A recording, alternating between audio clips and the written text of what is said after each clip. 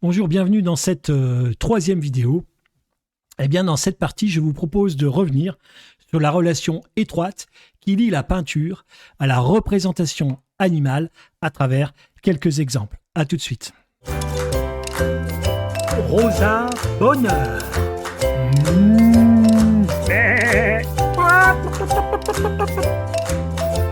Mais arrête, c'est nul. Une femme libre dans un monde d'hommes. Pourquoi t'as un problème? Une artiste animalière. Une artiste hors du temps.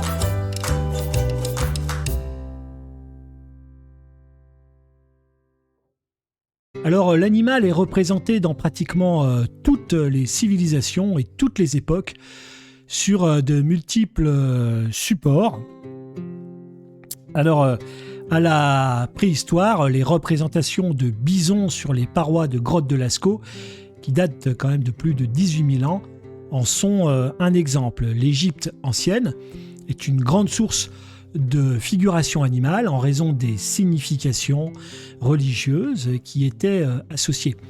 La déesse Bastet, qui a une tête de chat sur un corps de femme, est la protectrice du foyer Sekhmet. La déesse guerrière a une tête de lionne et le sphinx est un lion à tête d'homme. Au Moyen-Âge, les animaux fantastiques tels que les monstres, les licornes, etc. sont souvent recomposés à partir d'animaux véritables. On les retrouve parfois sous forme de gargouilles ou de tapisseries telles que la fameuse dame à la licorne que vous voyez ici. L'animal peut représenter un moment particulier également de la vie du Christ, la colombe pour le Saint-Esprit par exemple. On peut aussi évoquer les différents bestiaires ou le roman de renard que vous avez peut-être étudié au collège. C'est à partir du XVIIe siècle que la représentation des animaux devient un genre particulier de la peinture occidentale. L'art animalier s'affirme notamment dans la peinture flamande avec des artistes tels que Frans Snider ou Paul de Vos.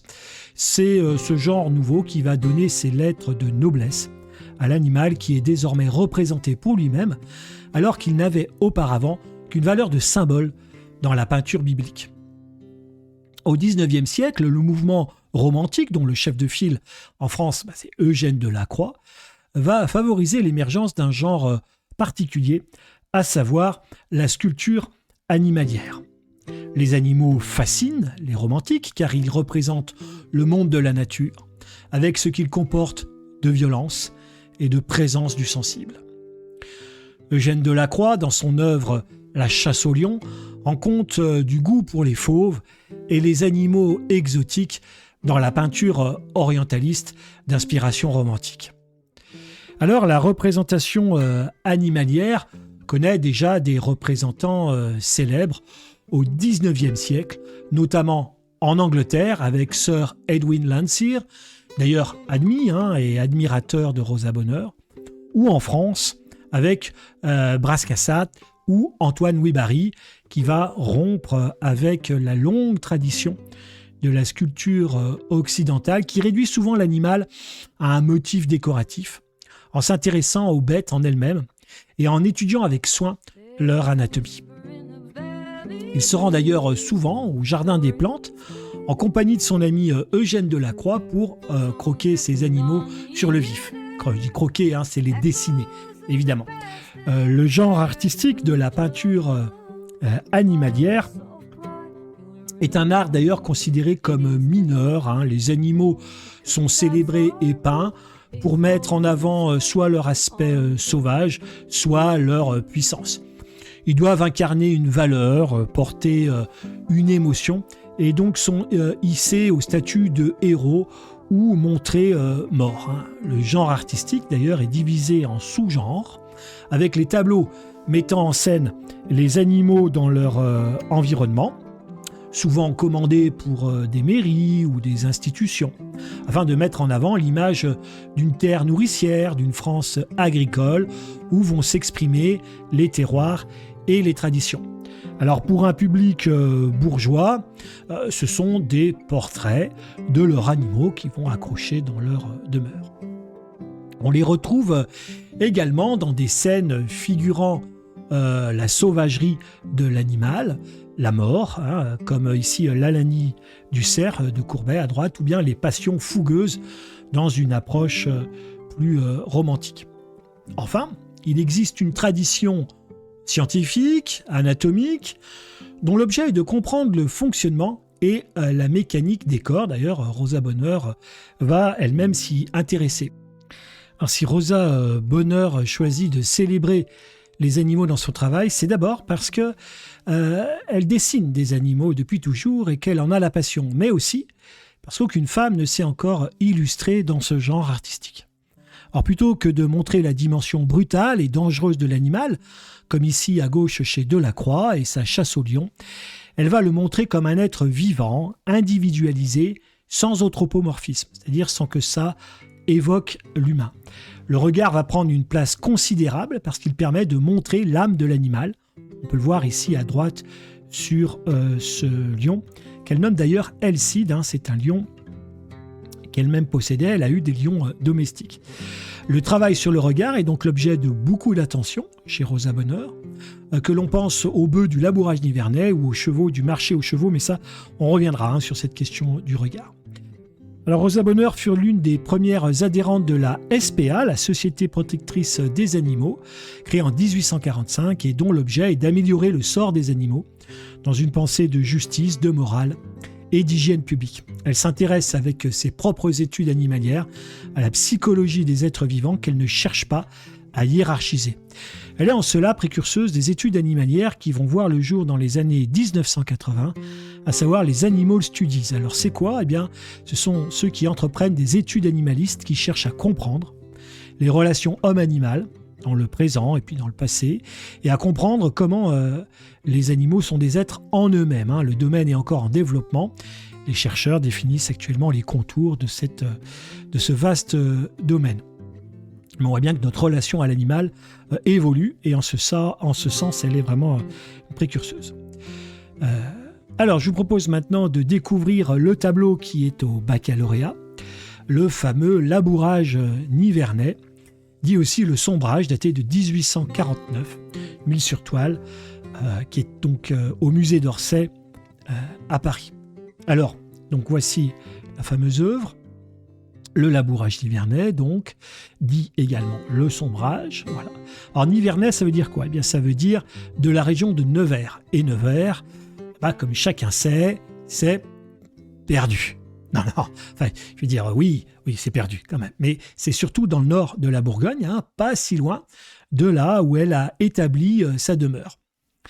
Alors, en termes de composition, cette œuvre est construite selon 2 lignes obliques qui suivent la crête des collines à l'arrière-plan et l'attelage des vaches au centre.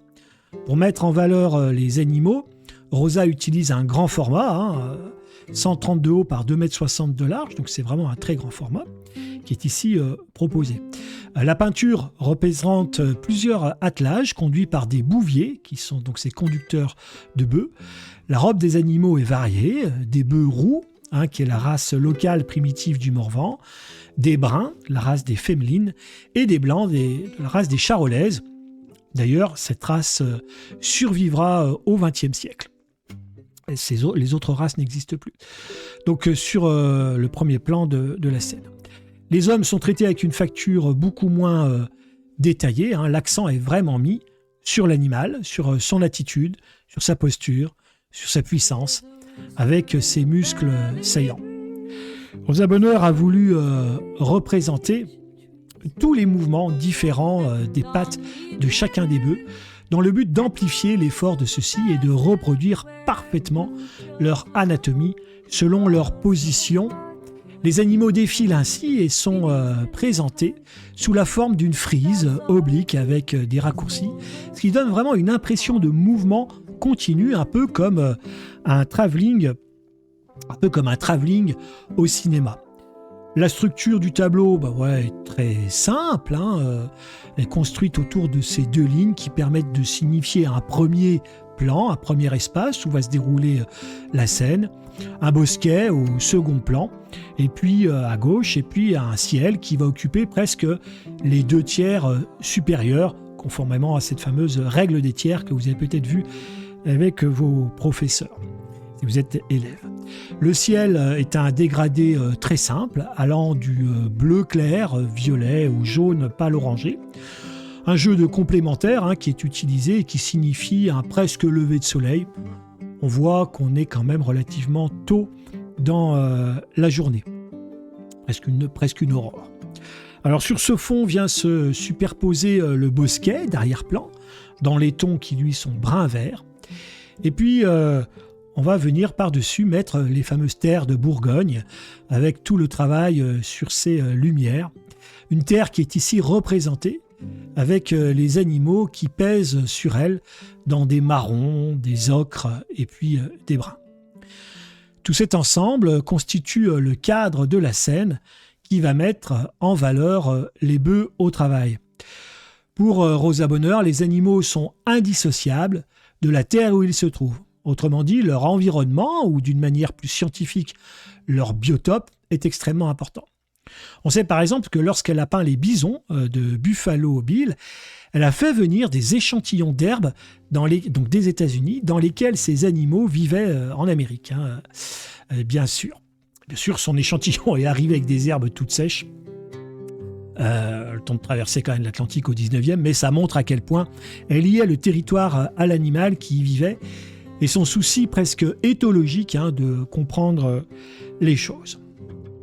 Alors sur cette scène, donc, elle va disposer le premier plan avec ce premier attelage de 6 bœufs qui est à la fois présent mais aussi relégué à un rôle secondaire. En tout cas, le paysan est relégué à un rôle secondaire. On peut voir qu'elle crée une sorte de rythme visuel de couleurs ocre, gris, blanc, par une alternance de teintes entre les animaux. Et puis elle va créer un second plan avec la charrue qui fait le lien avec un deuxième attelage, ici donc à l'arrière-plan. C'est un ensemble finalement vraiment simple et construit autour d'une ligne qui traverse le tableau en insistant sur cette dynamique qui va de gauche à droite. Comme on lit un livre, les bœufs tirent ainsi leur attelage. On peut voir aussi que le point de vue est situé très bas. C'est comme si on était assis au bord du champ. Ce qui lui permet de mettre en avant le sol de Bourgogne et les bœufs qui occupent donc ce sol. Alors, tout le travail des ombres qui frappent les textures est composé de gris colorés et l'ensemble forme un tableau assez académique dans son style, mais impressionnant, c'est sûr, par le savoir-faire technique, par la facture de Rosa Bonheur. Alors, pour mettre en valeur les animaux, Rosa utilise, comme je vous l'ai dit tout à l'heure, un grand format, 2,60 m par 1,30 m de haut. Ce format est donc assez grand pour une scène de ce genre. On compte ici 6 paires de bœufs provenant du Charolais nivernais, blanc, beige et marron. Ce format est donc panoramique, je vous l'ai dit également, à la fois scène de genre et paysage, qui prend l'espace d'une toile d'histoire. Voilà à peu près l'échelle de l'œuvre. Si on l'avait face à nous, ça vous permet de vous rendre compte de manière un peu plus précise de la place qu'occupe ce tableau dans notre regard si on était réellement face à lui.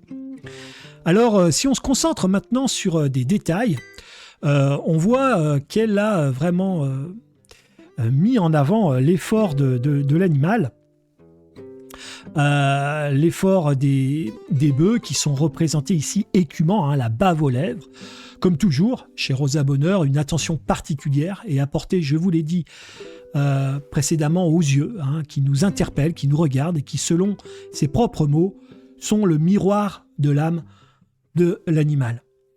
On voit également les moindres petites fleurs des champs qu'elle a représentées, tous les détails. Quand on s'approche du tableau, On voit également qu'elle a utilisé la matière des empattements de peinture à l'huile pour représenter la terre d'où sort le pain qui nourrit l'humanité tout entière, comme elle le dira elle-même.